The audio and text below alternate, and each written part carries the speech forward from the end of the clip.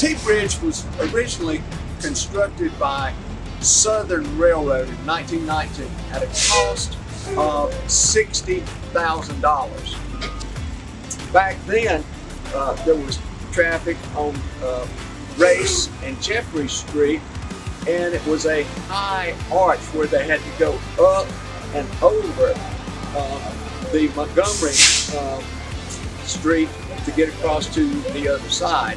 And the local citizens were complaining to the railroad, and so the bridge was constructed at that time.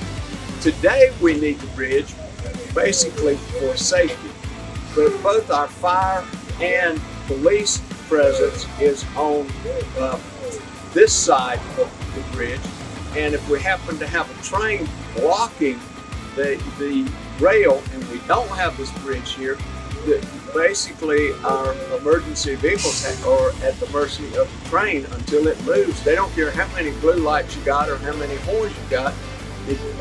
So it's going to take a little time for it to go. The $60,000 back then, it is going to cost us $1.6 million to renovate and repair the bridge.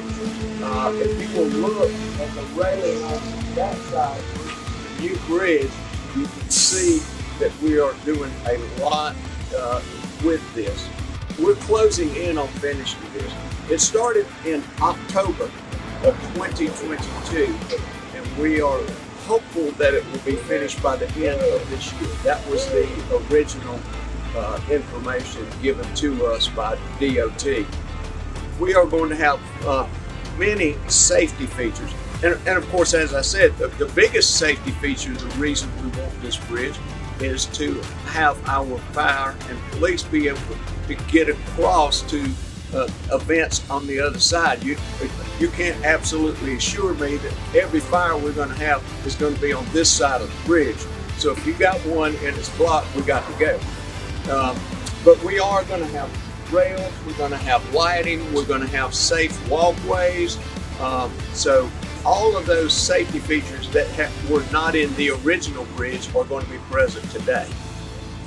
We're going to have walking access from both sides of the bridge so that patrons can safely, or I guess citizens can safely walk across from one side to the other.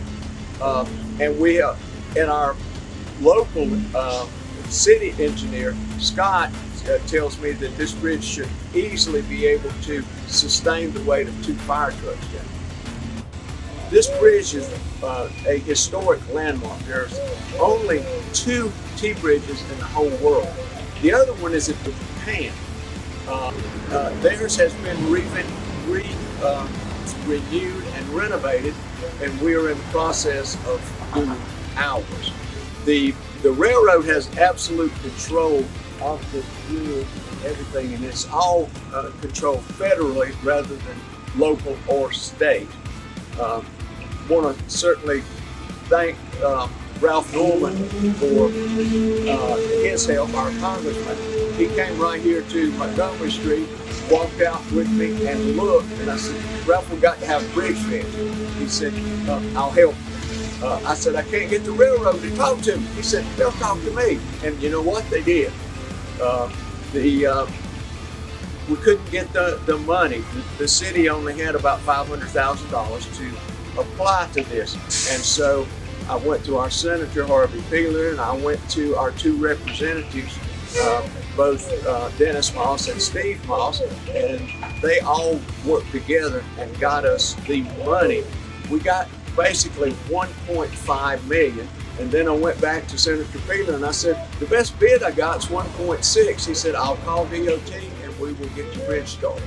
And that's basically, we had the grand opening of this reconstruction site at that time.